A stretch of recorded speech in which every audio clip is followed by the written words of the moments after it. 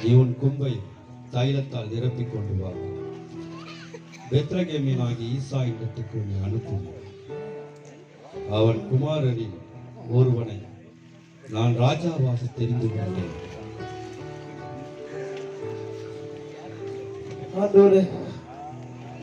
நான் எப்படி ஆண்டவரை போவேன்? சவுல் இதை கேள்விப்பட்டால் என்னை கொன்று போடுவாரு.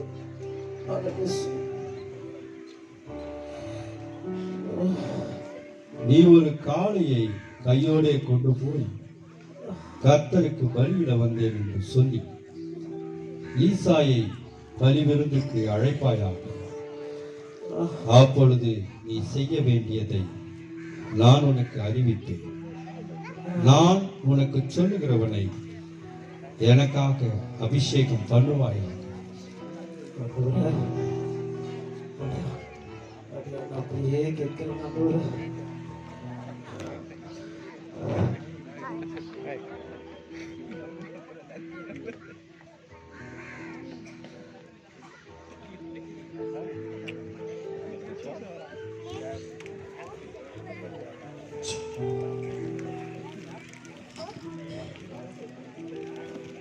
ஆட்டுக்குட்டியே, நீ பயப்படாது. இந்த காலையில் சிங்கத்திடமிருந்து உன்னை காப்பாற்றினேன் அல்லவா? தேவன் நம்மோடு இருக்கின்றார்.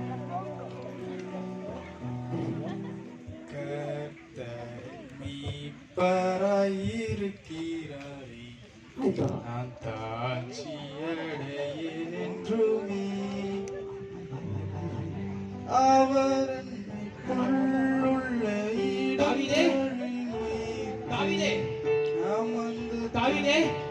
ஊழியரே,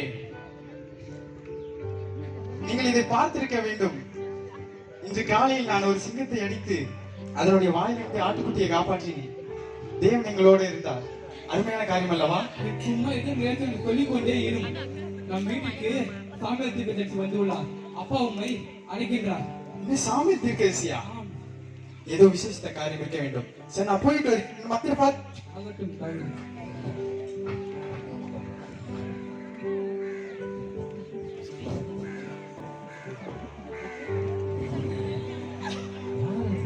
சாமியார் தீர்க்கதரிசி போல் தெரிகிறது.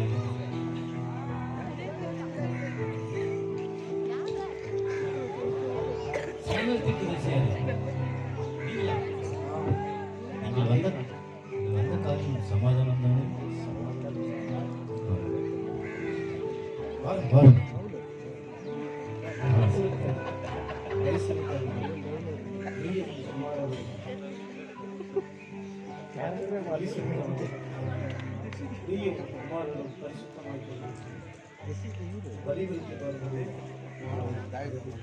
சரி தீர்க்கதரிசியாரே,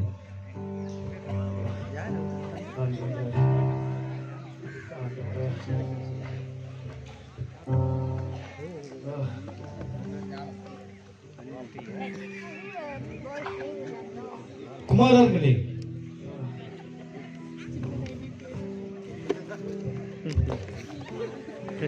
ஈசாய் எங்கே? குமாரர்கள்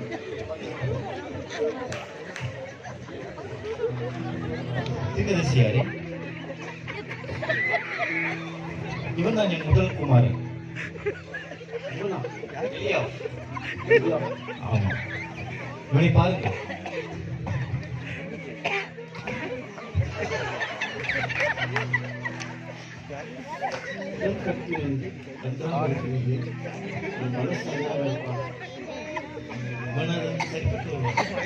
சாமுவேலே, நீ இவனுடைய முகத்தையும் இவனுடைய சரீர வளர்ச்சியும் பார்க்க வேண்டாம். நான் இவனை புறக்கணித்தேன். மனுஷன் பார்க்கிறபடி நான் பாரேன். மனுஷன் முகத்தை பார்ப்பான், கர்த்தரோ இருதயத்தை பார்க்கிறார். ஈசாய் இவன் அல்ல, இவன் அல்லவன், அடுத்தவன். இவன் என் இரண்டாவது குமாரன். இவன்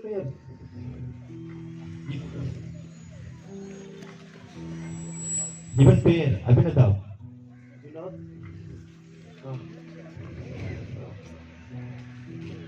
இவனும் பலசாலிதான். இவனும் அல்ல.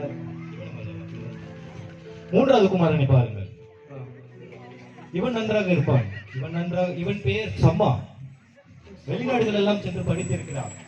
ஆனால் என்ன, தமிழ் மட்டும் என்றும் மறவில்லை.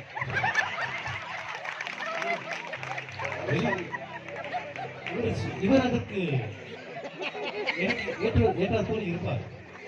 இதெல்லாம் சரி. இவனும் அல்ல. இவனும் அல்லவா? பலசாலிதான். ஆனால் இவனும் அல்ல. நான்காவது குமாரனை பாருங்கள். இவன் பெயர் நத்தானியேல். நத்தானியேல். இவன் சவுலுடைய பாளையத்தில் வேலை செய்கிறான். போன வாரம் தான் ஒரே அடியில 3 பேர் தோன்றினால்தான். இவனும் அல்லவா? ஈசாய். இவனும் இல்லை. ஈசாய். ஐந்தாம் குமாரனை பாருங்கள். இவனும் இல்லை. ஆறாவது குமாரனையாவது பாருங்கள். இவனும் இல்லை. இவனும் இல்லையா? இவனை பாருங்கள். ஏழாவது குமாரன். ஈசாய். இவனும் இல்லை. இவனும் இல்லையா? ஈசாய். உன் குமாரர்கள் இவள்தானா? இல்லை வேற யாராவது? இல்லை கடைசியாரே, இன்னொருவன் இருக்கிறான். ஆனால் அவன் அதற்கு பிரயோஜனமற்றவன், உதவாதவன். அதனால்தான் அவனை ஆடு மேய்க்க அனுப்பிவிட்டேன். எங்கே அவன்? ஆடு மேய்க்க அனுப்பிவிட்டேன். அவனை உடனே அழைத்து வா ஈசாய். சரி கடைசியாரே. சீக்கிரம்.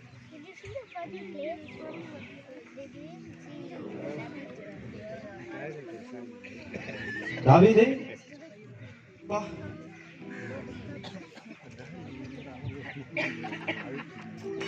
இதானே சாமுவேல் தீர்க்கதரிசி. ஆம். சாமுவேலே, இவன்தான். நீ எழுந்து இவனை அபிஷேகம் பண்ணு.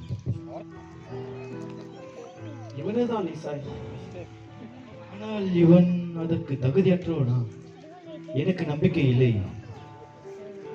இன்னும் ஒரு விசை என் மூத்த மகனை பாருங்கள். இல்லை. ஆண்டவர் இவனை தான் அவரது ராஜ்யத்திற்காக கொண்டு கொண்டிருக்கிறார். அப்படியா? தாவீது,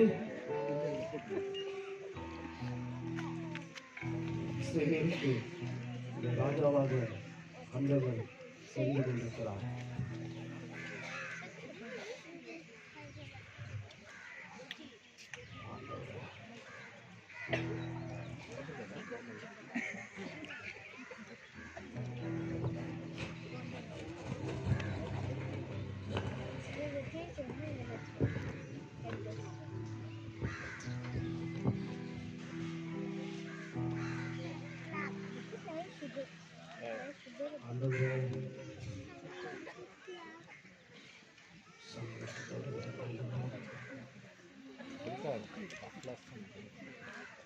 எல்லாம் வல்ல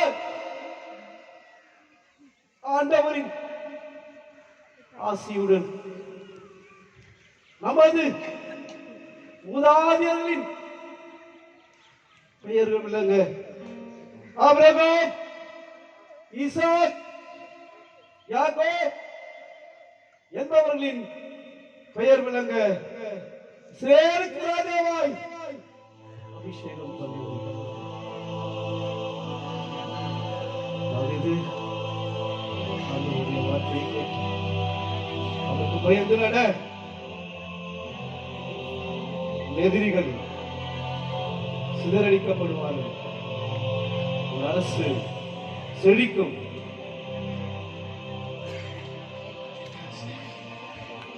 நான் பார்க்கிறவா. ஆண்டவர் பார்த்துக் கொள்வார். தாவீது, தைல கொம்பை இன்று எடுத்து முதல் நமது ஜனத்திற்கு அவனை அவன் ஆண்டவர் சகோதரர்களுக்கு உன்னை அபிஷேகம் பண்ணினார். ராஜாவாக தெரிந்து கொண்டார்.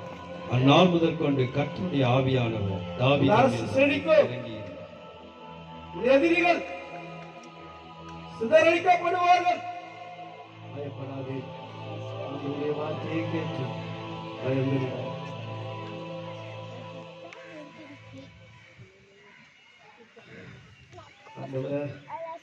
வேலை முடிந்து வந்தாங்க.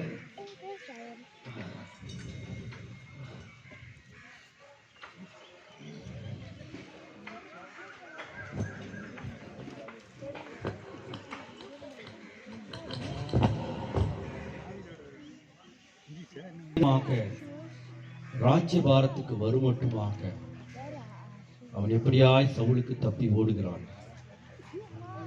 அபிஷேகம் ஆகவில்லை. பிரச்சனை தான் அவனுக்கு வந்தது. தொல்லைதான் அவனை தொடர்ந்தது. கஷ்டம்தான் அவன் பக்கம் எப்பொழுதும் இருந்தது. ஆனாலும் தாவீது தேவன் மேல் நம்பிக்கை வைத்து விசுவாசம் உள்ளவனாய் அபிஷேகத்தை காத்து கொண்டான்.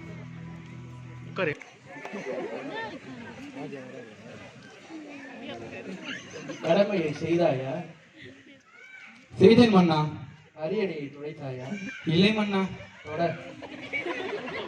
மெல்ல மெல்ல நீ துடைக்கும் வரை நான் காத்திருக்கிறேன். வேகமாக தொட. போதும். அமைச்சர் எங்கே? வந்து கொண்டிருக்கிறார் மன்னா. அண்ணன் நானே வந்து விட்டேன், இன்னும் அமைச்சர் வரவில்லை. இந்த போர் சேவர்கள் இவர்களை வைத்துக் கொண்டு நான் என்னதான் செய்ய வேண்டும்? சவுலிடம் போருக்கு அனுப்பினால் ஒரு தடவையாவது வென்றீர்களா? என் மானம் போகிறது. என்ன செய்ய போகிறேன் என்று ஒன்றும் புரியவில்லை. ஆனால் அரியணை துடைக்குவது கூட நீ வக்கீல். நான் இதை எங்கே போய் சொல்லுவது? ஒரு வேலைக்கு லாக்கி இல்லை. மக்களை கணக்கெடுக்க சொன்னேன். 2 வாரங்களாகியும் ஒரு பதில் வரவில்லை. ஆனால் அரசவையில் போடும் காலை மதியம் இரவு இன்னும் மட்டும் நேரத்துடன் வந்து விடுகிறீர்கள். அது மட்டும் எப்படிதான் செய்கிறீர்களோ? என்ன செய்தி? தாவீதை பிடித்து விட்டார்கள் மன்னா. தங்களிடம் ஒப்படைப்பை கொண்டு வந்து கொண்டிருக்கிறார்கள். தாவீதா? ஆமா அண்ணா. யார் அவன்?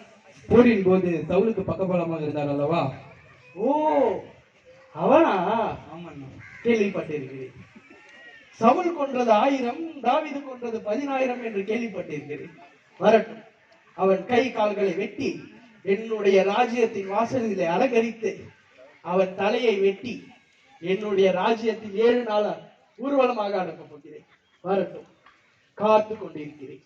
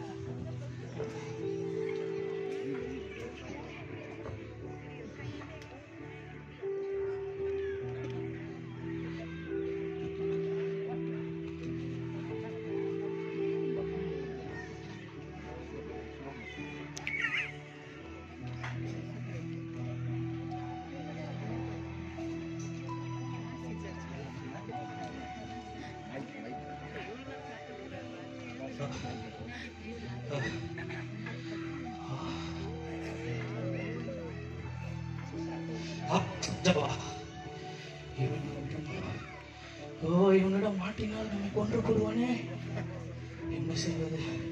கத்தாவே, எனக்கு சமயம் இது பத்தி காப்பாற்ற மன்னா, தாவீது வந்து விட்டார். யாரடா இவன்?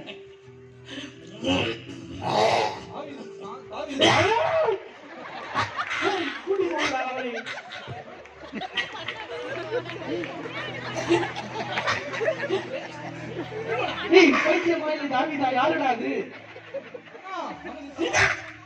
யாராவது புடிக்கிற அவனை. ஏதாவது என் உயிரை வாங்குகிறீர்கள்?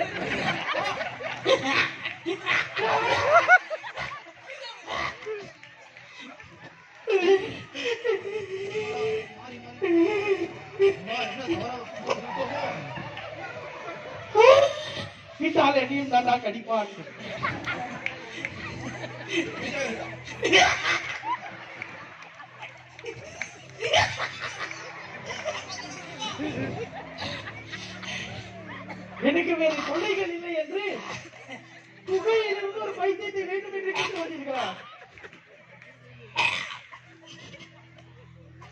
என்னடா செய்யா?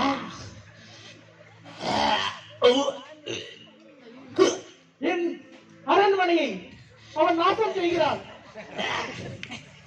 அவன் உண்மையிலே பைத்தியம்தான். கூட்டி போங்கள் அவனை இங்கிருந்து. நான் பார்க்க கூடாது அவனை. அவன் தாவிதில்லை பைத்தியம். உன் கண்களுக்கு என்ன கோளாறா? வேண்டாம், வேண்டாம், என்னிடம் வர வேண்டாம்.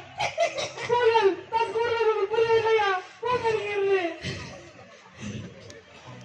போங்கள். இன்று அரை நாள் விடுமுறை. வீட்டில் போ.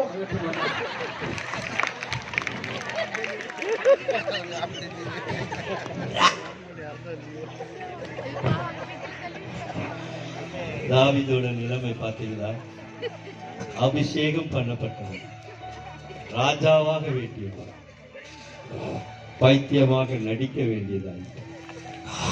ஜீவன் தப்ப அவன் ஓடுகிறான். மூச்சு வாங்கு. அந்நிய ராஜாவுக்கு தப்பி ஓடுகிறான். இந்த துஷ்டனிலிருந்து என்னை காப்பாற்றுகிறான். தேவனே, உமக்கு நன்றி ஆண்டவரே. சமய விபத்தை எனக்கு தந்தே நன்றி ஆண்டவரே, நன்றி.